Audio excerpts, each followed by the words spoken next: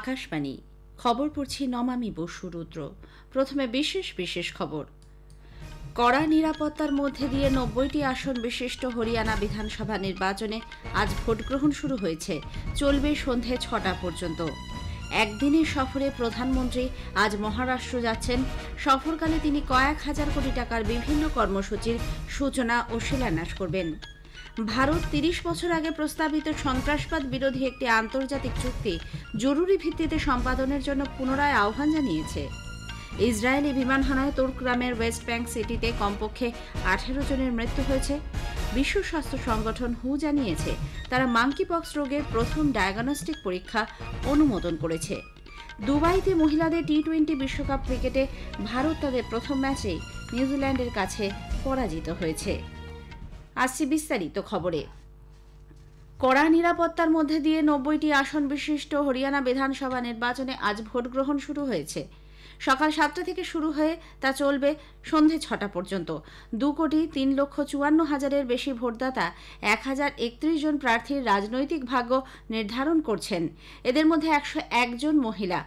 মোট ৪৬৪ জন নির্দল প্রার্থী রয়েছেন। ২০,৬৩২টি ভোটগ্রহণ কেন্দ্র খোলা হয়েছে। হরিয়ানার মুখ্য নির্বাচনী আধিকারিক পঙ্কজ আগরওয়াল জানিয়েছেন প্রত্যেক ভোটগ্রহণ কেন্দ্রেরই রয়েছে ওয়েবকাস্টিংয়ের ব্যবস্থা।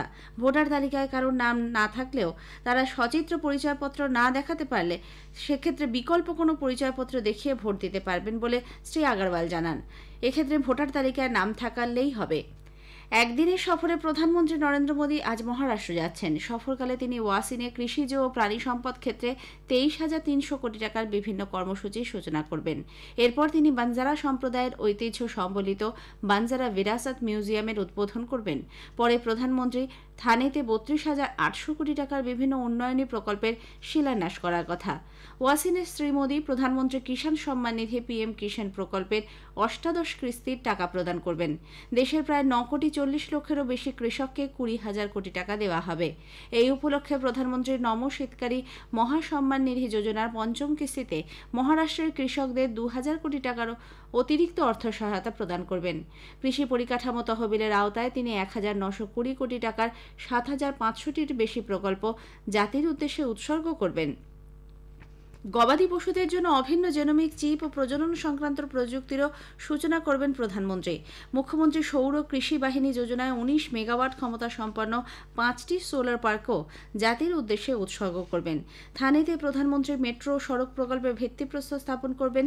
BKC মেট্রো স্টেশন থেকে আরে পর্যন্ত মেট্রো পরিষেবার সূচনা করবেন তিনি।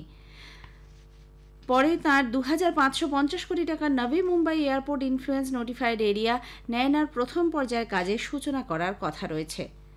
প্রধানমন্ত্রী নরেন্দ্র মোদী বলেছেন দেশের বিভিন্ন স্থানে 5টি সেমিকন্ডাক্টর প্লান্ট শীঘ্রই তৈরি করা হবে। বিশ্বে মিলবে মেড ইন ইন্ডিয়া চিপ। নতুন দিল্লিতে কৌটিল্য অর্থনৈতিক সম্মেলনে গত সন্ধ্যায় ভাষণ দিতে গিয়ে প্রধানমন্ত্রী বলেন ভারতে মোবাইল ফোন আমদানিকারক থেকে বর্তমানে মোবাইল প্রস্তুতকারী দেশে পরিণত হয়েছে। ভারত প্রতিটি ক্ষেত্রে বিনিয়োগের সুযোগ তৈরি করেছে বলে তিনি উল্লেখ করেন।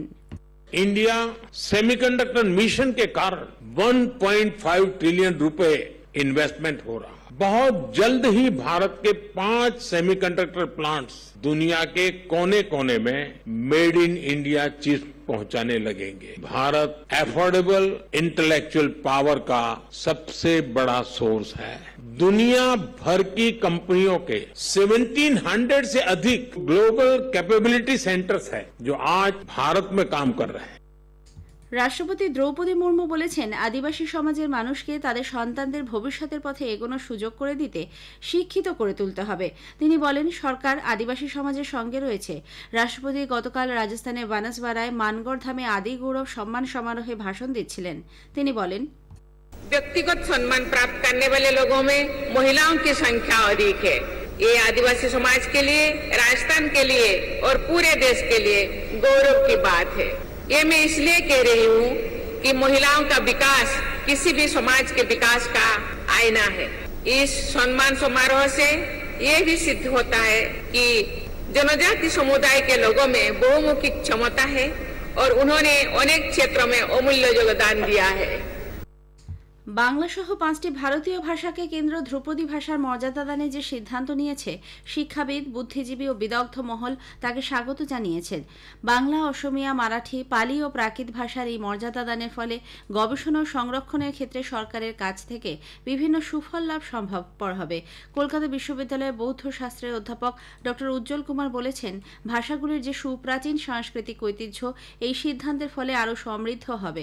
সাহিত্যের ছাত্রছাত্রীদের জন্য কর্মসংস্থানের সুযোগ আরও বাড়বে। Indira Gandhi national centre for আর্টসের সদস্য সচিব ড সচ্চিদানন্দ যোশী বলেন, এই ভাষাগুলির ধ্রুপদী ভাষায় তালিকায় জায়গা করে নেওয়ার এক ঐতিহাসিক তাৎপর্য রয়েছে। এই খবর আপনারা শুনছেন আকাশবাণী থেকে। ভারত 30 বছর আগে প্রস্তাবিত সন্ত্রাসবাদ বিরোধী একটি আন্তর্জাতিক চুক্তি জরুরি ভিত্তিতে সম্পাদনের জন্য পুনরায় আহ্বান জানিয়েছে। ভারতের রাষ্ট্রসংঘ মিশনের আইনি আধিকারিক আর মিথিল গতকাল রাষ্ট্রসংঘ সাধারণ সভার লিগ্যাল কমিটিতে ভাষণ দেওয়ার সময় এই আহ্বান জানান। সন্ত্রাসবাদী গোষ্ঠীগুলি বিশ্বের বিভিন্ন অংশে যেভাবে মাথাচাড়া দিয়ে উঠছে তাতে উদ্বেগ প্রকাশ করে তিনি বলেন, ড্রোন সহ বিভিন্ন উচ্চ প্রযুক্তিরও এখন সাহায্য নিচ্ছে জঙ্গিরা। এর বিরুদ্ধে লড়াই করতে গেলে চুক্তি প্রণয়ন বিশেষ গুরুত্বপূর্ণ। চুক্তিটি রূপায়ণের ক্ষেত্রেও বর্তমান অচলাবস্থা কাটাতে সব দেশগুলির একজোট হয়ে এগিয়ে আসার প্রয়োজনীয়তার উপর গুরুত্ব আরোপ করেন তিনি। ইসরায়েলি বিমান হানায় তোরক্রামের ওয়েস্ট ব্যাংক সিটিতে কমপক্ষে 18 জনের মৃত্যু হয়েছে। প্যালেস্তাইনের স্বাস্থ্য মন্ত্রক এ খবর নিশ্চিত করেছে। সে দেশের রাষ্ট্রচালিত সংবাদ সংস্থা ওয়াফা জানিয়েছে, উদ্বাস্তু শিবিরে একটি ক্যাফে লক্ষ্য করে এই হামলা চালানো হয়। সে সময় বহু নাগরিক সেখানে উপস্থিত ছিলেন। মৃতদের মধ্যে অনেক শিশু এবং বয়স্ক রয়েছেন। রাষ্ট্রসংঘ মানবাধিকার দপ্তর এই হামলা তীব্র নিন্দা করেছে। ইসরায়েলি সেনা জানিয়েছে, শিন বেট নিরাপত্তা পরিষেবার সঙ্গে যৌথভাবে হামলা চালানো হয়েছে। আক্রমণে ওই শহরের হামাস নেতা এবং অন্যান্য সন্ত্রাসবাদী মারা পড়েছে। ইসরায়েল জানিয়েছে, তাদের প্রতিরক্ষা বাহিনী আইডিএফ 4 দিন আগে লেবাননের স্থলপথে অভিযান শুরু করার পর এখনও পর্যন্ত 2000-এর বেশি সেনা ঘাঁটি ধ্বংস করে দিয়েছে। তাদের আক্রমণে মারা পড়েছে 250 হেজবোল্লা জঙ্গি। এর মধ্যে 5টি ব্যাটালিয়ন, 10 কোম্পানি এবং 6টি পল্টন কমান্ডার রয়েছে।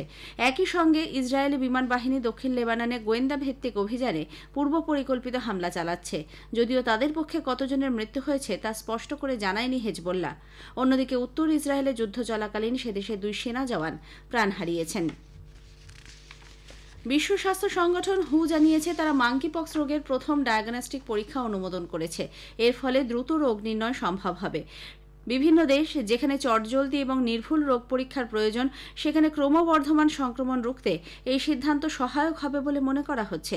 এখনও পর্যন্ত আফ্রিকায় 800 জনের মাঙ্কিপক্সে আক্রান্ত হয়ে মৃত্যু হয়েছে। আফ্রিকীয় ইউনিয়নের রোগ নিয়ন্ত্রণ কেন্দ্র অনুযায়ী 16টি দেশে আক্রান্তের সন্ধান মিলেছে। সবথেকে বেশি প্রভাব পড়েছে কঙ্গোতে। উল্লেখ্য, মাঙ্কিপক্স আক্রান্ত পশু থেকে মানবদেহে সংক্রমিত হয়। জ্বর, শরীরে যন্ত্রণা এবং বড় বড় ফোসকা বেরোনো এর লক্ষণ। দুবাইতে মহিলাদের টি-20 বিশ্বকাপ ক্রিকেটে ভারত তাদের প্রথম ম্যাচেই নিউজিল্যান্ডের কাছে 58 রানে পরাজিত হয়েছে। জয়ের জন্য 161 রানের লক্ষ্যমাত্রা নিয়ে খেলতে নেমে ভারতীয় দল 19 ওভারে মাত্র 102 রানে সবকটি উইকেট হারায়। এর আগে নিউজিল্যান্ড প্রথমে ব্যাট করতে নেমে নির্ধারিত 20 ওভারে 4 উইকেটে 160 রান করে। নিউজিল্যান্ডের পক্ষে সোফি ডিভাইন 36 বলে সর্বোচ্চ 57 রান করে অপরাজিত থাকেন। রোজমেরি মায়ার 4টি উইকেট দখল করেছেন। অন্যদিকে ওই একই স্টেডিয়ামে গতকাল দুপুরে মহিলাদের টি-20 ক্রিকেট বিশ্বকাপে দক্ষিণ আফ্রিকা 10 উইকেটে ওয়েস্ট ইন্ডিজকে হারিয়ে দিয়েছে। আইএসএল ফুটবলে আজ বাংলার 3টি দলই তাদের পরবর্তী ম্যাচ খেলতে মাঠে নামছে। জামশেদপুরে জেআরডি টাটা স্পোর্টস কমপ্লেক্সে ইস্টবেঙ্গল জামশেদপুর এফসির মুখোমুখি হবে। খেলা শুরু হবে বিকেল 5টায়। অন্যদিকে সল্টলেকের যুব ভারতী ক্রীড়াঙ্গনে আইএসএল এ প্রথমবার Mohun Bagan super giant Mohammedan sporting এর বিরুদ্ধে খেলবে। খেলা শুরু সন্ধ্যে 7:30টায়। শেষ করার আগে খবরের বিশেষ কিছু অংশ আরও একবার। কড়া নিরাপত্তার মধ্যে দিয়ে 90টি আসন বিশিষ্ট হরিয়ানা বিধানসভা নির্বাচনে আজ ভোট গ্রহণ শুরু হয়েছে, চলবে সন্ধ্যে 6টা পর্যন্ত।